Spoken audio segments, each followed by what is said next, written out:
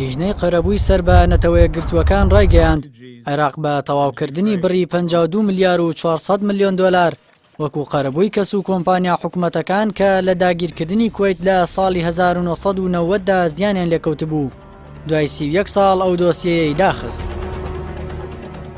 لە ساڵی 1991دا بە پێی بڕیاری 687 ئەنجومەنی ئاسایش قەرەبووی زیانەکانی جەنگی کوێیت بەسەر عێراقدا سەپێنرا.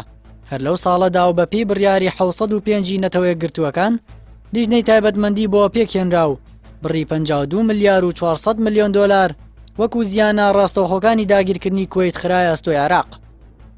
دواقیستی 44 ملیۆن دۆلار بوو کە مانگی ڕابردوو لەلایەن بانکی ناوەندیەوە ڕادستی کوێیت کرایەوە.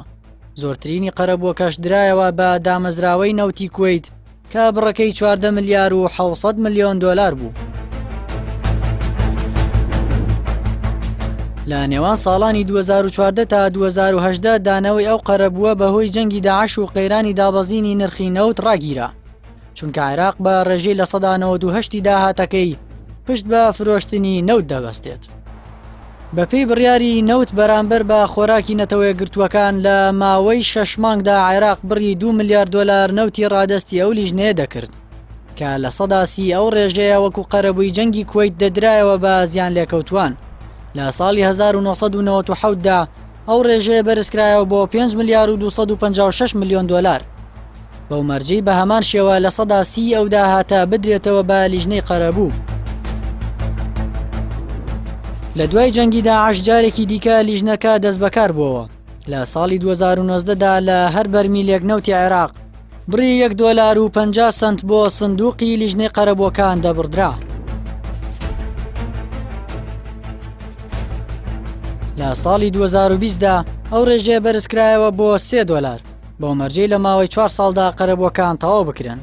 هەروەکو تۆڕی ئابووری ناسانی عێراق پێشبینیان دەکرد بەڵام بەرزبوونەوەی نرخی نەوت و کۆتایی هاتنی جەنگی داعش تا ڕادەیەکی باش یارمەتی دەربوو بۆ زووتر کۆتایی هێنان بەو لاپەڕا تراژیدیەی مێژووی پڕ لە نەهامەتی عێراق. هەر لەم چوارچێوەیەدا ژمارەیەکی زۆر لە عێراقیەکان لە تۆڕە کۆمەڵایەتیەکاندا داوای قەرەبووی زیانی وڵاتەکەیان دەکەنەوە بەهۆی جەنگی وێرانکارانەی ئەمریکاوە. با پێویستیشی دەزانن وڵاتی کوێیت لە قەرەبووی ئەو زیانانەدا بەشدار بێت. بۆ پێی وڵاتەکەی بنکەی هێرشکردنە سەر عێراق بووە. هەروەها هەندێکی دیکە ڕخنیان لە کارنامەی لیژنە نێودەوڵەتیەکە گرتووە بەوەی قەرەبووی هەندێک کەس و کۆمپانیای کردووە کە بە هیچ شێوەیەک زیانیان بەرنەکەوتووە و بوونەتە هۆکاری ماندووکردنی ئابووری عێراق و هەژارکردنی خەڵکەکەی. بە پێی راپۆرتی پسپۆڕان دۆسیەی قەرەبووەکان ڕۆژانە لە نێوان 6 بۆ 7 ملیۆن دۆلار زیانی بە بودجەی عێراق گەیاندووە. لەگەڵ تەواوبوونی ئەو قۆناغە دژوارەی سەر ئابووری وڵات ساڵانە زیاتر لە 2 ملیار دۆلار دەگەڕێتەوە بۆ سەرداهاتی عێراق کە دەکرێت ئەو بڕا بۆ گەشەی ئابووری و کەرتی وەبەرهێنان و زیاتر دامەزراندنی هێزی کار بەکار بهێنرێت کە ئێستا لە هەر کاتێکی دیکە عێراق پێویستی بە هەستانەوەی ئابووریە.